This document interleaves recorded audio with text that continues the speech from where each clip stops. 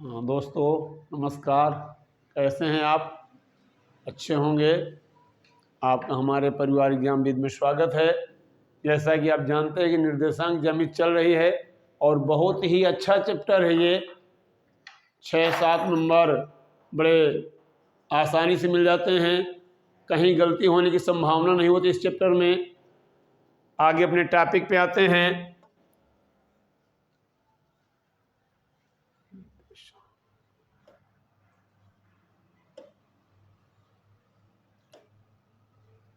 आज है उस त्रिभुज का क्षेत्रफल ज्ञात करें जिसके शीर्ष।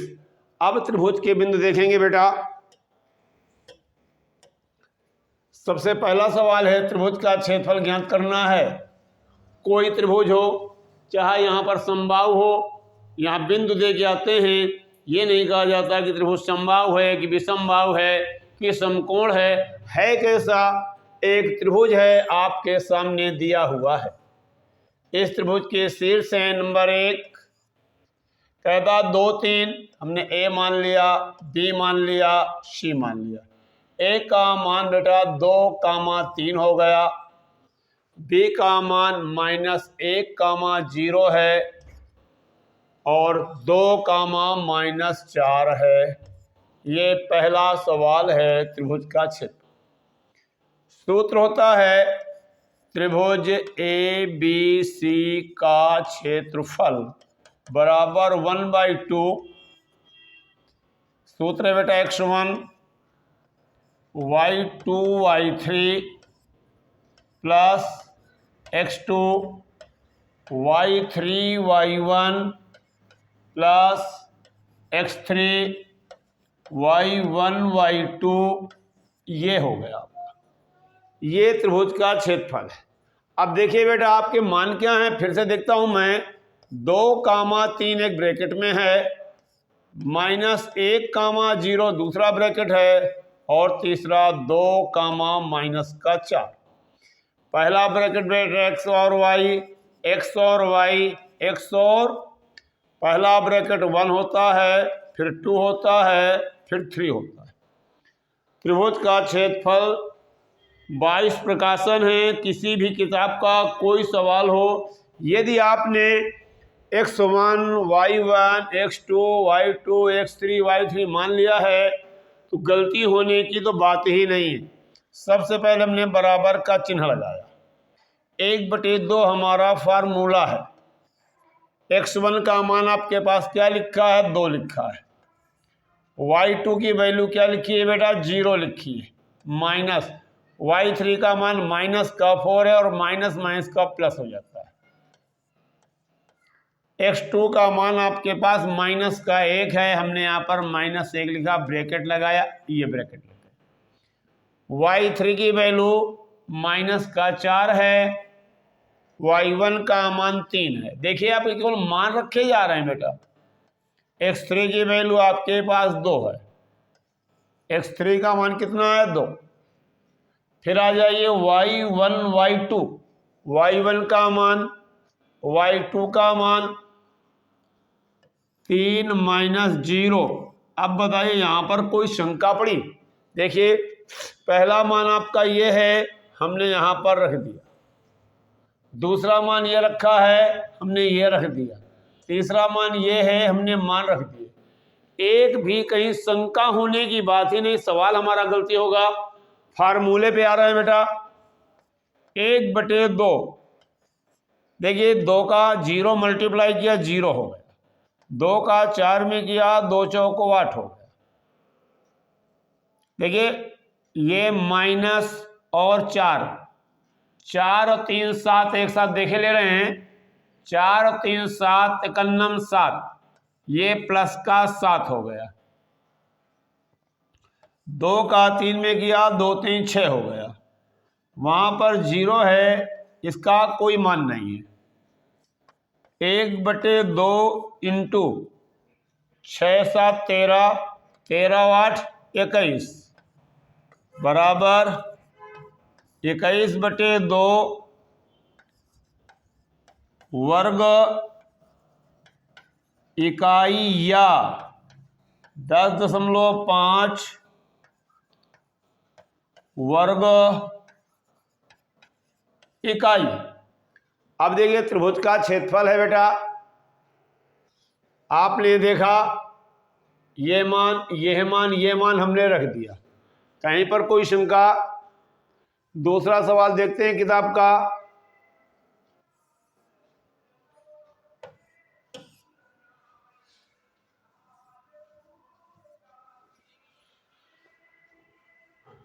देखिए आगे दूसरा सवाल यहां पर देखते हैं, ये है,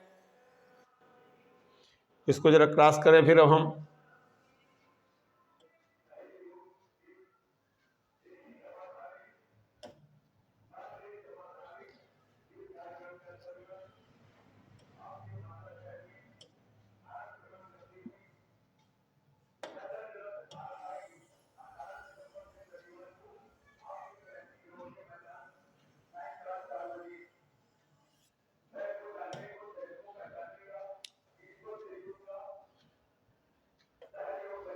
देखिए बेटा सेकंड नंबर है,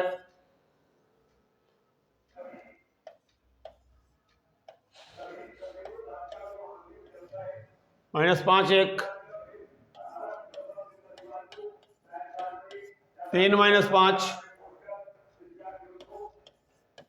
5 2 x1 y1 x2 y2 x3 y3। ये हमारा ए है, ये हमारा बी है, ये हमारा सी। यहाँ से आप मान सकते हैं त्रिभुज ए बी सी। आपको लिखेंगे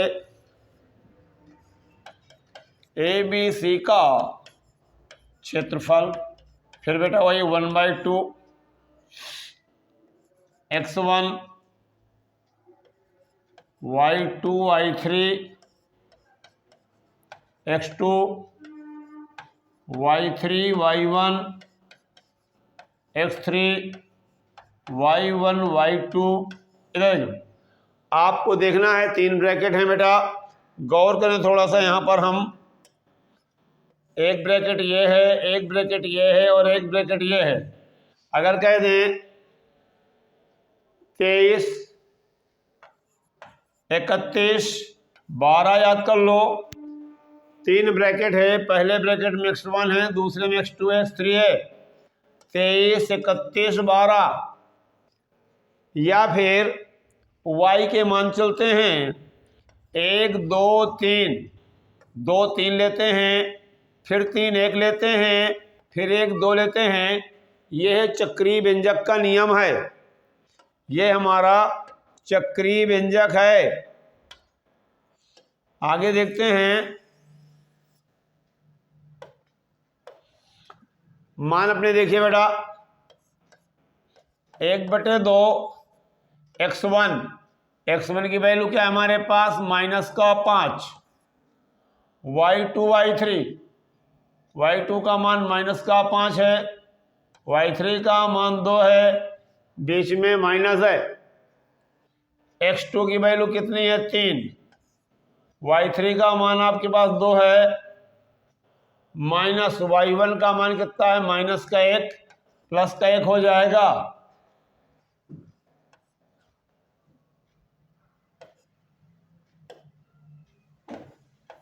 प्लस x3 का मान कितना हमारे पास 5, y1 y2, ये y1 की वैल्यू है, ये y2 की वैल्यू है, माइनस का 1, माइनस प्लस 5। आगे देखिए बेटा 1/2, 5 5 और 2 हो गए 7, 3 2 1 हो गया 3, 5 5 में 1 घटा दो, कितना बचा 4। 1/2 7 पना 35, 3 तिरका 9, 4 पंचे 20। देखिए बेटा ये मल्टीप्लाई, ये मल्टीप्लाई, ये मल्टीप्लाई, 35 9 20, तीनों प्लस के हैं।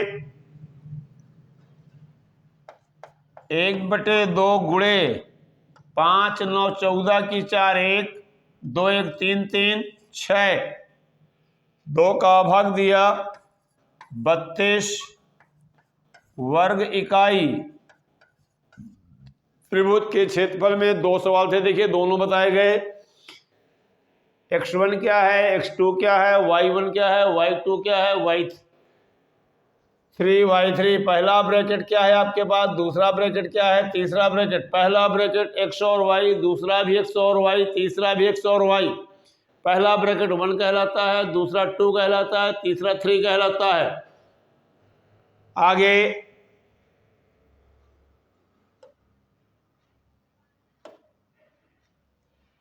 निम्नलिखित में प्रत्येक का मान जो तीनों बिंदुओं पे संरेख, देखिए संरेख में यदि केवल गिनती हो जाए, केवल गिनती, यहां संरेख में केवल मान दे रहा है,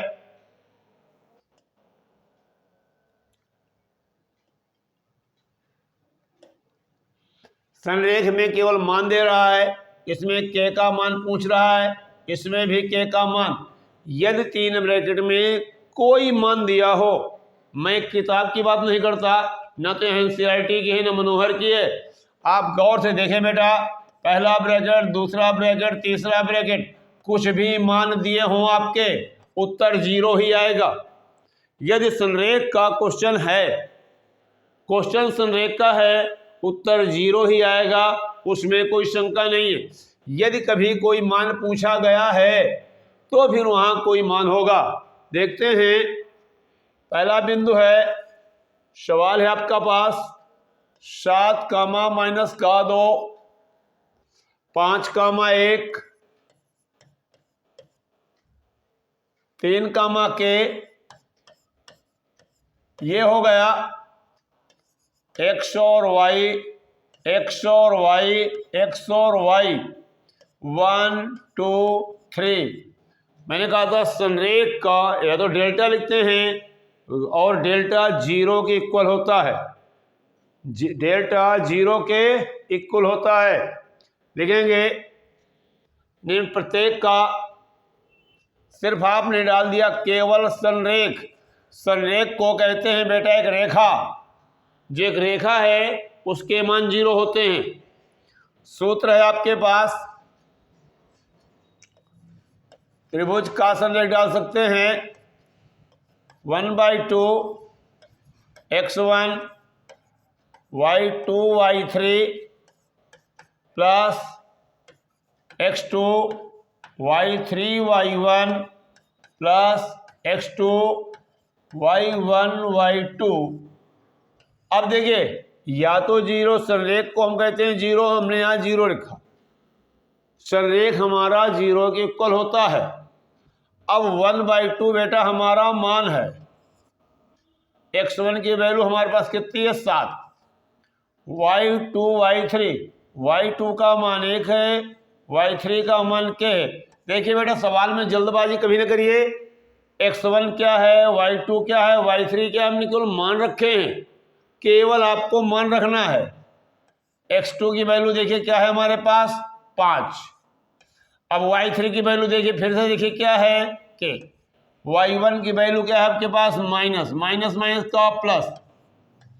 x3 की वैल्यू क्या है आपके पास 3, देखिए 3 ब्रैकेट में लिखी हुई है, आपको ढूंढना नहीं है। y1 का मान कितना है आपके पास माइनस का 2, y2 की वैल्यू कितनी है 1, ब्रैकेट बंद किया, बड़ा कोष्ठ लगा।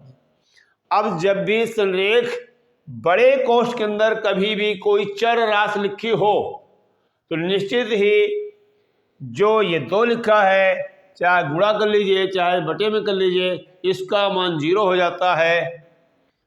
0 × 2/1 इक्वल 7 का 1 में गुणा किया, माइनस का 7 के, 7 का मल्टीप्लाई, 7 कलम 7, अंदर देखिए 5 के प्लस 5 दूनी 10, इधर हो जाएगा प्लस 3 × 2 1 3, 0 बराबर 7 माइनस का 7 के प्लस का 5 के प्लस का 10 माइनस 3 का 0 बराबर 7 में 5 गए माइनस का 2k, 7 और 10 17, 17 में 9 गए 8, ये प्लस का हो गया 8। 2 को इधर ले आइए, 2k बराबर हो गया 8, तो k बराबर 8/2, 2 चौको 8, k बराबर क्या हो गया 4। यदि k की जगह हम 4 कर दें, उत्तर अपने आप 0 हो जाएगा। 4 दूनी 8, प्लस माइनस कट गए, 0 बराबर हो गया। यदि k की जगह 4 कर दिया जाए तो मान अपने आप 0 हो जाएगा। देख लिया सरलरेख। हम अगला टॉपिक और एक और देखते हैं।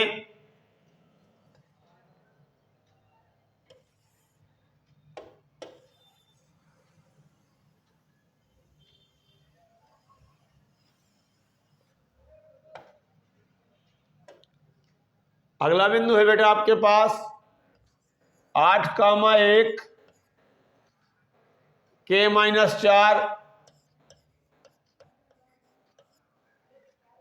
और 2,5 x1 y1 x2 y2 x3 y3। यहां पर भी देखिए फिर से आपका k का मान दिया है, k का मान पूछा जाएगा। हमने कहा था त्रिभुज का संरेख, सूत्र तो बेटा वही है जो त्रिभुज का क्षेत्रफल है, वही संरेख का है। संरेख में 0 लग जाता है, बाकी 0 नहीं लगता। 1/2 x1 y2 y3 x2 y3 y1 x3 y1 y2, यह सूत्र हो गया। देखिए बेटा यहां पर 1/2 x1 की वैल्यू आपके पास क्या मालूम है, एक एक गौर से देखिए 8। y2 का मान कितना है हमारे पास -4। y3 की वैल्यू क्या मालूम है आपको 5, ये माइनस हमारा सूत्र है। x2 की वैल्यू क्या मालूम है बेटा आपको k। फिर y3 आते हैं, y3 की वैल्यू क्या मालूम है 5। y1 का मान कितना है आपके पास 1, x3 का मान कितना आपके पास है 2, y1 आपके पास क्या लिखा है 1, y2 का मान क्या लिखा माइनस, माइनस माइनस का प्लस 4। ये किसके बराबर है 0 के, क्यों है संरेख है। 0 बराबर 1/2, 8, 5 में 4 को जोड़ा 5 4 9 प्लस k, 5 में 1 गए 4 प्लस 2, 4 में 1 को जोड़ा 5, 2 का गुणा किया 0 × 2/1 बराबर 1/2, 9 72, 9 72 प्लस का 4k, इसको किया 5 दूनी 10, 5 दूनी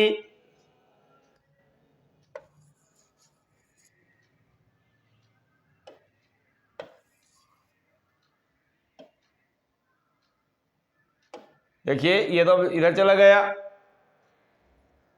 0 बराबर 72 में 10 गए 62, कितना आया 62, 72 में 10 घटा दिया 62, वो भी माइनस का, प्लस का 4k, तो 4k बराबर 62, k बराबर 62/4, 15 चौको 60, 4 पंचे 20, 15.5 या 31/2, ये आपका हो गया के का मान।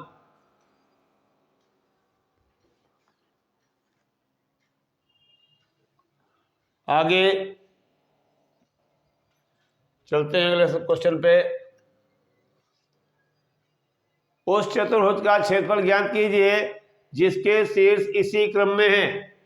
अब देखिए, अभी आपने त्रिभुज देखा है, चतुर्भुज देखा है,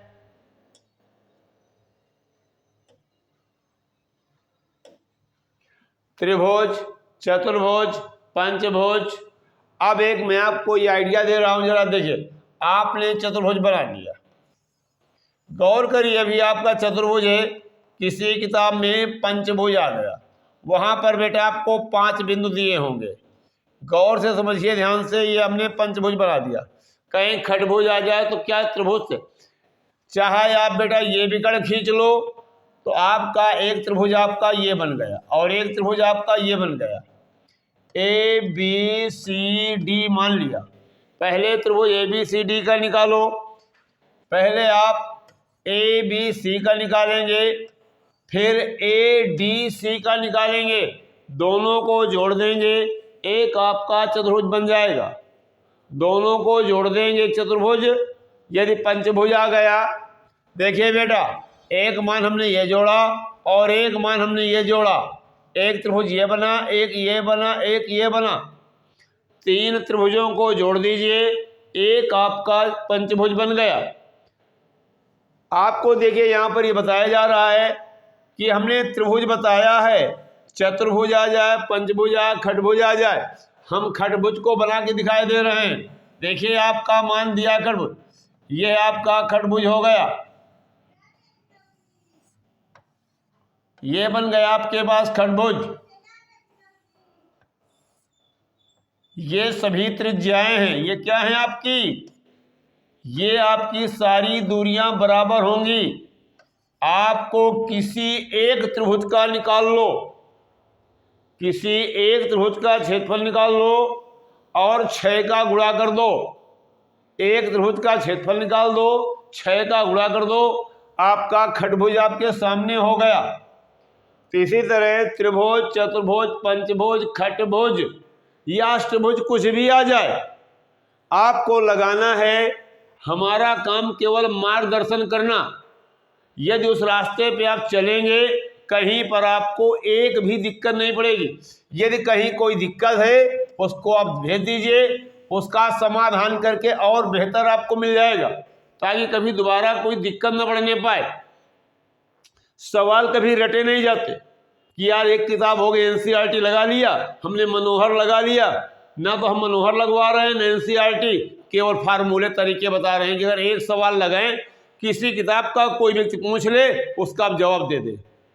त्रिभुज के क्षेत्रफल में बताया, संरेख बताया, दूरियां बताई, अंतःविभाजन बताया, मध्य बिंदु क्या है, इन पे आप सारे क्वेश्चन, अगर आपको नहीं मिलता देखिए वीडियो में कहीं ना कहीं पढ़ा होगा, तो आपको उस क्वेश्चन में किताब का कोई क्वेश्चन छोड़ के नहीं चलेंगे।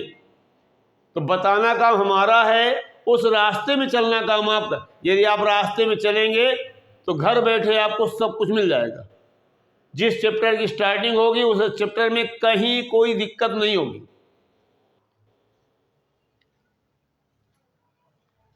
अब इसमें त्रिभुज का क्षेत्रफल के बाद 2-3 क्वेश्चन आगे जिसमें अभी नहीं आए हैं, कि एक मैं बता दे रहा हूं क्या है।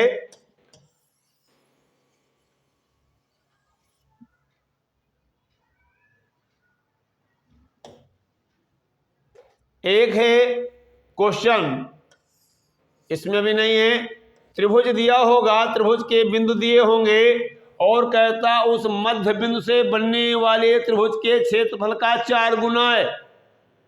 हमें यहां पर मध्य बिंदु निकालना है। यह क्वेश्चन अभी इसमें नहीं बोर्ड में। अब आपका एक त्रिभुज ये बन जाएगा और एक त्रिभुज बड़ा बन जाएगा, उसका 4 गुना होता है। कैसे होता है? और एक मध्यिका वाला है, तो ये मध्यिका और त्रिभुज का या 2-3 साल मनोहर के और एनसीईआरटी को मिला के देख लेंगे। अगर कहीं कोई सवाल रह जा रहा है, वो सवाल आपको कल मिल जाएंगे। इस निर्देशांक में कहीं कोई नहीं रह गया। सबसे ज़्यादा त्रिभुज, चतुर्भुज, संरेख, ये हमने आपको देख लिया है कि जो भी सवाल रह गया है वो कल आपका हो जाएगा। तो त्रिभुज, चतुर्भुज, अंतःविभाजन, वायुविभाजन है नहीं कोर्स में, दो बिंदुओं के बीच की दूरी, अब इनको लगाना काम आपका है, रिवीजन करना काम आपका है, सूत्र याद करना आपका काम है। एक हमने समत्रिभाजित बताया है, अब कहते 2 भागों में बांटिए या 4 भागों में बांटिए।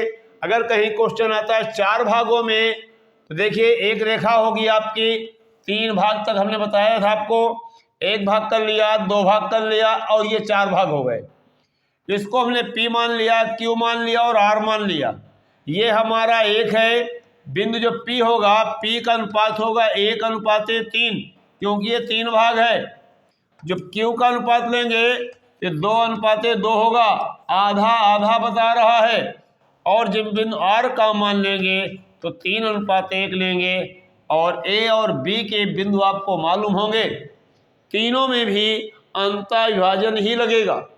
हमने कहा था कि जब तक आपका विभाजन क्लियर नहीं करेंगे हम लगाएं क्या, तो आपको अंतः ही लगाना है, कभी बाह अपने मन से नहीं लगाना।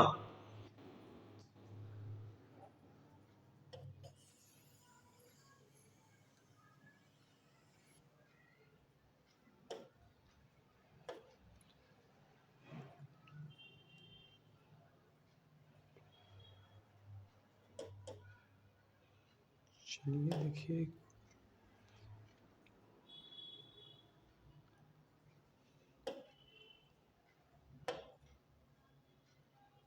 अब एक एग्जाम्पल दे रहे हैं।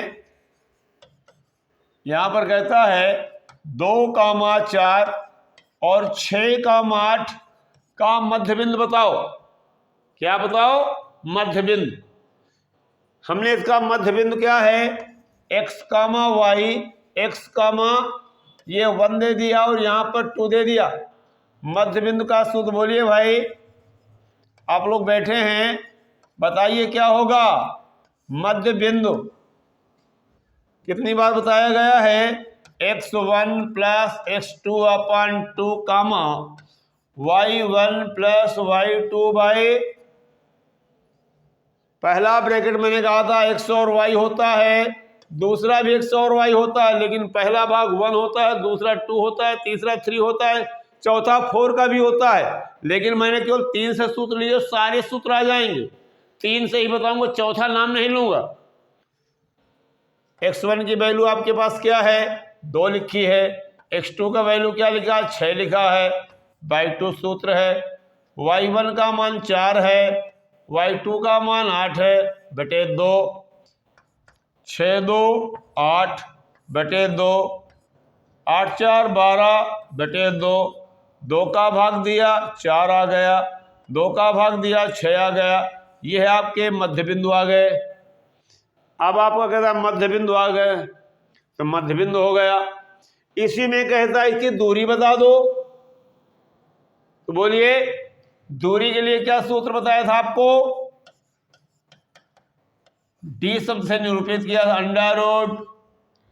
√x1 - x2 का प्लस y1 - y2 का। अब कोई व्यक्ति इसको कह देता है x2 x1 y2 y1, तो चाहे x2 x1 कहें चाहे x1 x2 कहें, इसमें कोई अंतर नहीं है।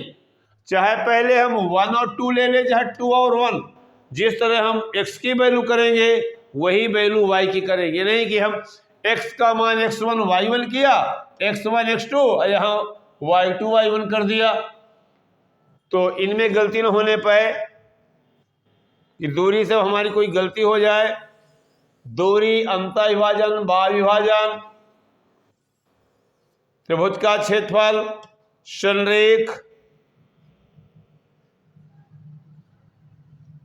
शेष अगले टॉपिक पे कल मिलते हैं। धन्यवाद।